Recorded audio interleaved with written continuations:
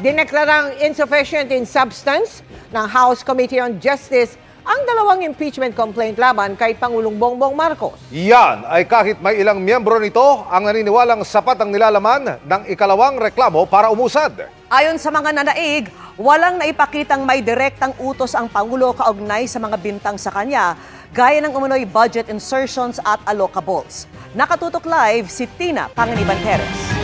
Tina.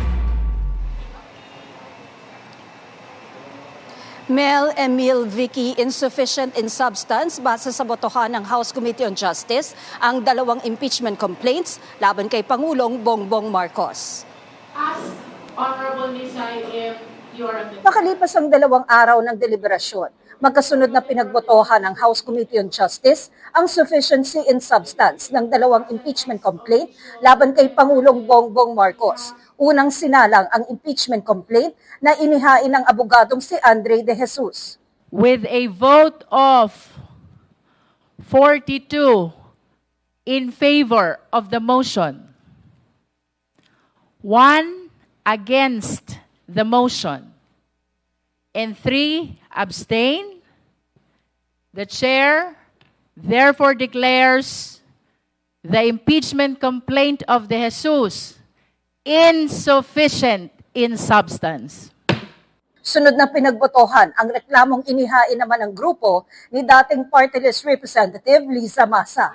With vote in favor of the motion, 7, and those against the motion, 39, with 0 abstention.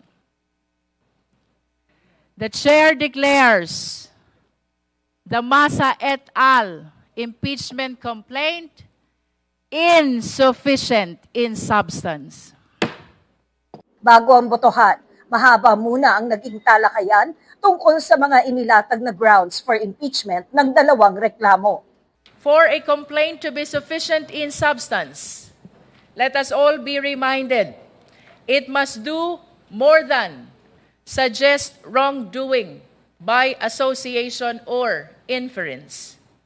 It must plead facts with particularity, showing that the official personally participated in, knowingly authorized, or culpably ignored acts that strike at the integrity of the office itself. Tinalakay kahapon ang De Jesus complaint. Kanina naman pinag-usapan ang Maza et al. Complaint. 3 alegasyon ang nasa Maza et al. Impeachment complaint na nakaangkla sa ground for impeachment na betrayal of public trust. Itinatag, pinahintulutan at pinatupad ni Pangulong Bongbong Marcos Jr. ang isang opisyal na patakaran ng allocables at non-allocables sa pagbubuo ng DPWH budget. At ito ang naging batayan at bahagi ng isang buong sistema ng sentralisadong korupsyon na nagresulta sa tinatawag natin ngayong flood control corruption scandal. No? Ang Pangulo at tanging ang Pangulo lamang mismo ang may kapangyarihan na tuluyang mag-authorize ng release ng 213 billion pesos na unprogrammed appropriations na naging balon ng malawakang korupsyon. Kaya ito ay malinaw na pagtataksil sa tiwala ng taong bayan. Si President Marcos Jr. ay direktang nag-utos ng budgetary insertions na di bababa sa 100 bilyong piso. Direkta rin daw na nakinabang siya sa di bababa na 8 bilyong piso na ipinadala sa mga tauhan niya. Sabi ng ilang miyembro ng komite, walang naipakita sa reklamo na may direktang utos ang Pangulo kaugnay sa mga bintang. It is clear from the complaint that the President did not do any overt act that will show that he directed these 3 schemes. Having an imperfect policy direction is not an impeachable offense. Accusations are not factual allegations. Presidential approval of the release of these funds does not equate to discretionary indulgence.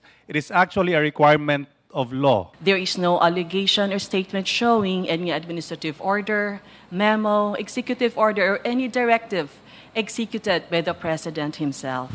Pero may mga mambabatas ring naniniwalang sapat ang mga nilalaman ng reklamo para umusad ito. Kapag pinatay ang investigasyon, kung pipigilan ng komiting ito ang pag-usad ng investigasyon, ang magiging imahe ng Kamara ay may pinagtatakpan. Lalo na't maraming mambabatas ang di umano'y nakinabang.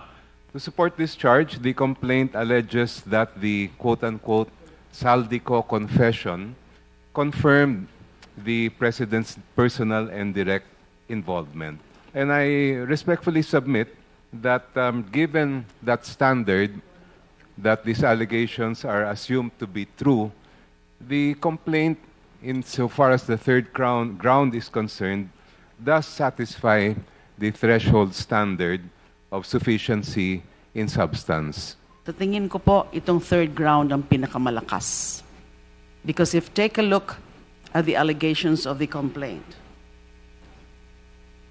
lalo na yung tungkol sa mga claims o mga sinasabi through a video ng dating representative and chair of the Appropriations Committee. It would seem, if hypothetically admitted, meron talagang impeachable offense. Sa huli na naig ang mga bumoto na parehong insufficient in substance ang dalawang reklamo. Base sa rules ng Kamara, kung insufficient in substance ang impeachment complaint, i-dismiss ito at isusumite ng komite ang report nito sa plenaryo. Masasabi na bang patay na ang dalawang reklamo? As far as the proceeding today is concerned, I can consider that. However, we should be mindful that the committee report can still be reversed by at least 1/3 of all the members of the House of Representatives. I cannot still say it's dead because there's still a proceeding that will happen in the plenary. Parang pinalabas na nagkaroon pa ng filing. Idiniin ng House Committee on Justice na hindi nito minadali ang deliberasyon sa dalawang impeachment complaints laban sa Pangulo. Vicky? Tina, balikan natin yung nabanggit mo na committee report sa pagdeklarang insufficient in form and substance yung mga impeachment complaint laban sa Pangulo. Paano na yung susunod na proseso? Kailangan pa ba itong pagbotohan sa plenaryo para tanggapin o i-reject ito? Ayon kay House Committee on Justice Chair Jervy Luistro, babalangkasihin ng kanyang komite ang committee report sa sufficiency in form pero insufficiency in substance ng dalawang reklamo laban sa Pangulo at inaasahang tapos na yan pagdating ng Lunes kung kailan nakatakda ang susunod na pulong ng House Committee on Justice. Doon sa pulong na yon, Vicky, ay pagbobotohan ng mga miyembro ng komite yung committee report at pagkatapos nun ay isusumite nila ito sa plenaryo para pagbotohan ng lahat ng mga kongresista. Vicky. Linawin na nga natin, Tina, paano kung ang boto ay tanggapin ng mga kongresista? Yun na ba yung pagtatapos ng impeachment complaint sa Kamara? Paano rin naman kung i-reject naman ang report? Ano na yung susunod na mangyayari? Kapag sumang-ayon yung plenaryo, Vicky, sa House Committee on Justice, ay masasabi na nating patay na yung impeachment proceedings laban sa Pangulo. Pero kung binaligtad ng plenaryo yung House Committee on Justice, yung komite ay magbabalangkas ng articles on impeachment laban sa Pangulo.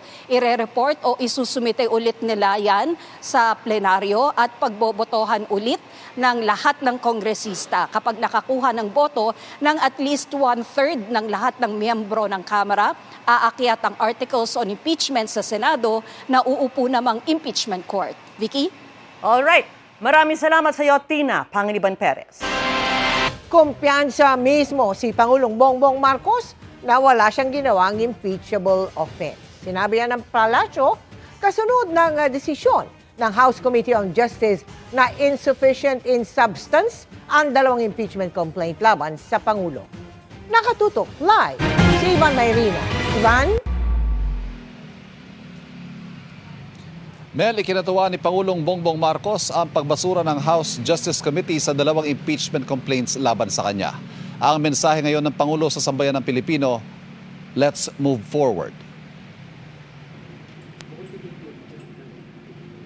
Simula nang ihain ang unang impeachment complaint laban kay Pangulong Bongbong Marcos, kumpiyansa raw siyang wala itong basihan. Hanggang kahapon nga, kahit naideklarang sufficient in form ang parehong reklamo nung Lunes, wala pa rin daw legal team ang Pangulo. Hindi naman daw dahil kumpiyansa ang Pangulong kaalyado pa rin niya ang nakararami sa Kongreso, kundi dahil sa paniwalang sadyang mahina raw talaga ang mga reklamo. Hinayaan lang daw ng Pangulong gumulong ang proseso. Nagpapasalamat po tayo na nakita po ng mga mababatas kung ano po talaga ang katotohanan at doon po tayo lagi sa katotohanan. Nakita po natin na talaga wala naman pong merito ang nasabi mga complaints at miskin na po ang Pangulo ay kumpiyansa na wala siya pong ginawang anumang impeachable offense. Hindi na raw tinutukan ng Pangulo ang naging talakayan sa House Justice Committee dahil may 2 engagement daw siya sa loob ng palasyo ngayong araw. Ang gita Malacanang, nakatutok daw kasi ang Pangulo ngayon sa pag-angat ng bumagal na ekonomiya ng bansa. Ang sabi ng Pangulo, let's move forward dahil ang gusto po niya ngayon ay tutukan ang ekonomiya at paano maiangat ang buhay ng bawat Pilipino. At Mel, mukhang back to normal na ang schedule ng Pangulo dahil bukas, 2 aktibidad ang nakatakda niyang daluhan, pareho yang nasa labas ng Malacanang. First time yan mula nang ma-hospital siya dahil sa diverticulitis. 2 linggo na ang nakararaan. Mel. Maraming salamat sa iyo, Ivan Mayrina. Ikinadismaya naman ng naghain ng isa sa impeachment complaint laban sa Pangulo ang pagdeklara ng komite na insufficient in substance ito. Pagpunto ng isang nag-endorso sa reklamo, tila hinusgahan na ng komite ang ebidensya kahit hindi nito tungkuling mag-abogado para sa Pangulo. Nakatutok live si Rafi Tima. Rafi!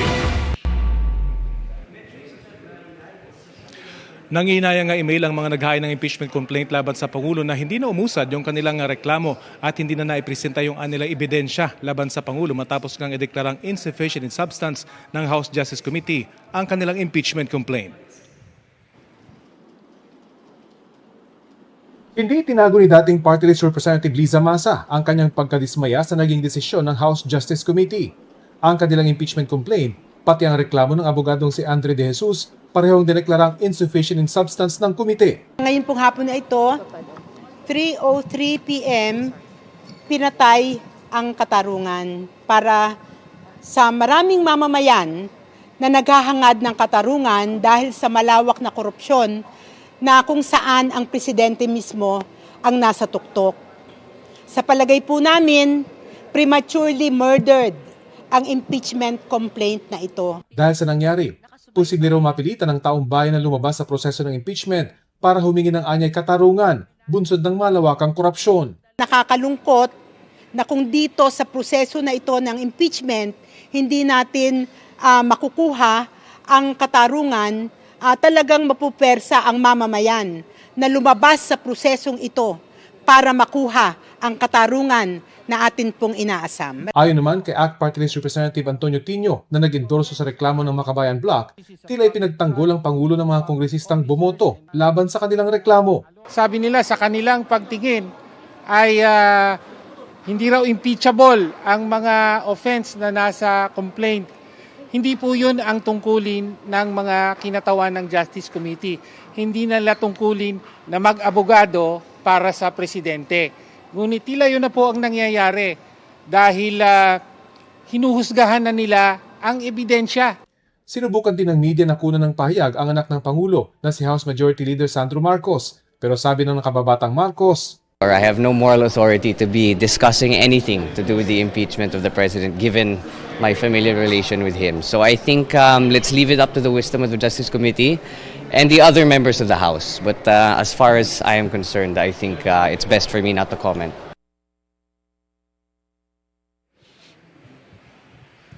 Pag-aaralan pa daw ng mga naghain ng impeachment complaint kung dudulog sila sa Korte Suprema. Isa pa rin daw itong opsyon. Pero aminado ang Makabayan Bloc, masalimuot ang opsyon na ito. Yan ang latest mula dito sa Kamara. Emil? Maraming salamat, Rafi Tima.